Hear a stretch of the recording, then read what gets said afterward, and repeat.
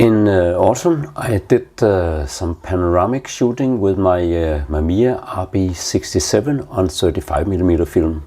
So that's what this video is all about.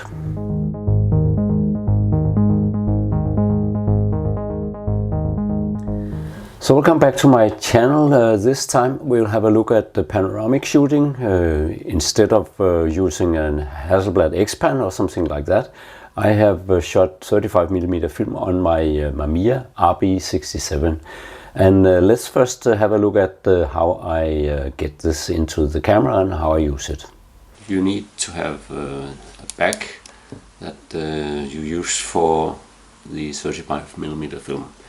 The one I've got on here is a normal 120 back, but I use a different one. Instead I have bought a 220 back, and that gives me the opportunity to use much more 35mm film and get many more pictures. As it's almost impossible to get 220 film nowadays. Well, sometimes you can buy expired film, but that's usually not possible. These are quite cheap and it's fairly easy to get them, so I use this one for my 35mm panoramic picture project. You open the back here, pulling down this one, and then you expose the inners, two parts. Furthermore, to get the 35mm film into the film bag here, you need these two adapters.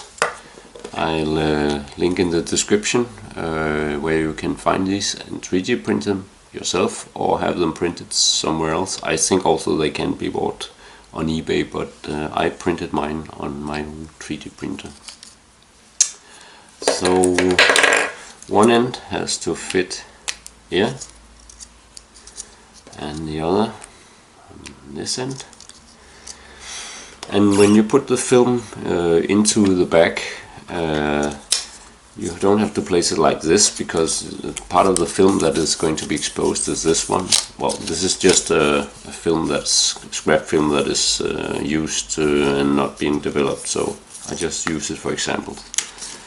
And you have to fit it into the holder here, like this, clicks into place, and draw it around here. As you can see, this spool will follow, and that means that the counter up here will be correct. I know that some people use a specific spool for the 35mm, but I don't. I just use the 220 or the 120 roll here, so that's fine for me. It works. Seems like it's. I can't get it into this one, so here, just place it sort of in the middle, it will be correct. So now you see you have the film lying on the film plane and with the emulsion side pointing against the optics, which will be this way. Don't spool it too much out, because of course you will lose pictures. As you can see here, you have to spool it a little bit before you take the first picture. But actually I don't wait until the film counter says 1. I just take it a little ahead and then I take the first pictures already there. You'll have to sort of try it out and find out how far you can go before the first frame is actually ready. Put it into the magazine and close it. And then, as I said, wind it a little bit. This will still be the part of the film that is lying here on the film plane. As you can see it here, will still be part of it, will still be the one. Well, now it's exposed of course, but if it was unexposed, it will still be some of the part that you had exposed out here when you put the back into the holder into the back. So you'll have to wind it a little bit more, and you just have to find out for yourself how much that is. So now this bag is ready to put on the camera and contains the 35mm film, and as you see, it will be a very wide picture because all this part will be exposed for every shot that you make. So it's actually, I think it's not 70mm, but it's a 6x7 frame, but it's not actually 70mm. I think it's 68 or 67mm or something like that. And then of course you expose the whole width of the 35mm frame, but well, I don't use the sprockets. I would like if someone would tell me how to get a good scan of the 35mm with the sprockets. I've seen many people do it, but mine gives sort of very weird artifacts due to some kind of shadowing from the sprockets. If anyone can tell me how to, I'd like to know it. But I use only the part that is between the sprockets and then the whole width, of course, of the picture. And that gives you a very wide panoramic picture on 35mm film. But let's go out into the forest, well, not with this test film, but with a real film, and do some pictures.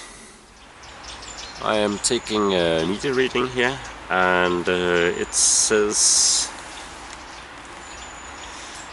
1/30 of a second at 2.8, which I don't have on this camera or this lens, and I'll be going for aperture 8 instead. So that will mean that I'll have to use 1/4 of a second with this ISO 100 film that I'm using today. The old Mamiya RB67 lenses have this mirror lock up button, or mirror up button, so you can actually by pressing the shutter, you can the shutter on the camera, you can have the mirror go up, and then you release the shutter by releasing this cable release instead. So I'll be using that method. First of all, I have to remove the dark slide. So, and then just checking my composition once more. It looks good. And then I fire the, I'll just have to set this correctly. Then I have to fire this the mirror up, which is done here, and then I take the shot, click, and that's it. First shot done.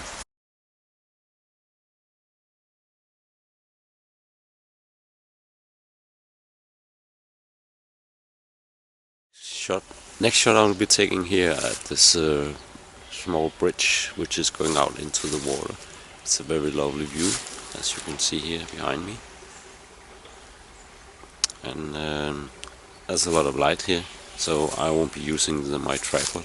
I'll take it handhold, and not even be using the light meter, because Sunny 16 rule will tell me what exposure to use.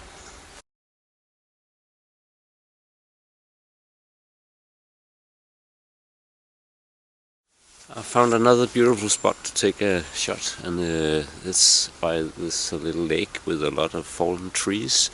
And the only problem here is that the contrast is a bit bigger. We have a very dark foreground, and the trees in the background are lit by the sun. So I guess I'll have to sort of expose for my shadows, because the film will be able to compensate and take care of the highlights.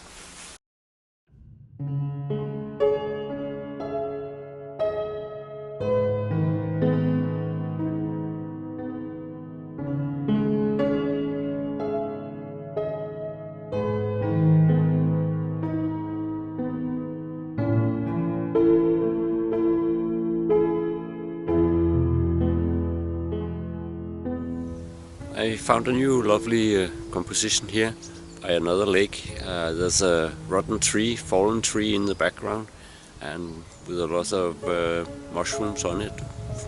And I think the distance to the lake and the lovely light in the foreground from the fall sun is quite beautiful. I think I'll take another picture here. I'll take it handheld as well, so I won't be showing you the taking of the picture.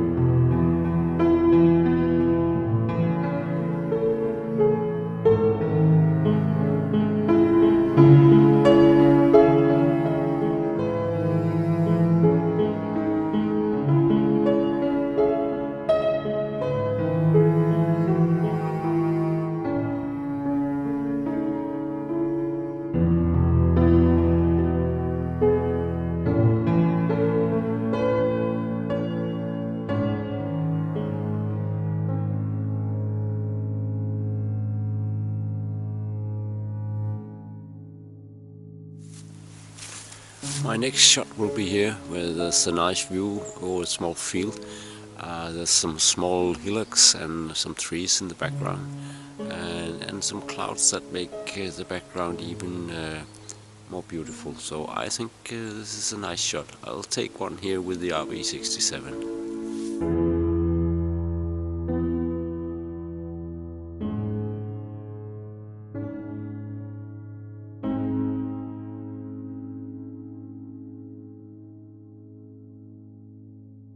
It's a black and white film I'm shooting today, so I'll take a shot here.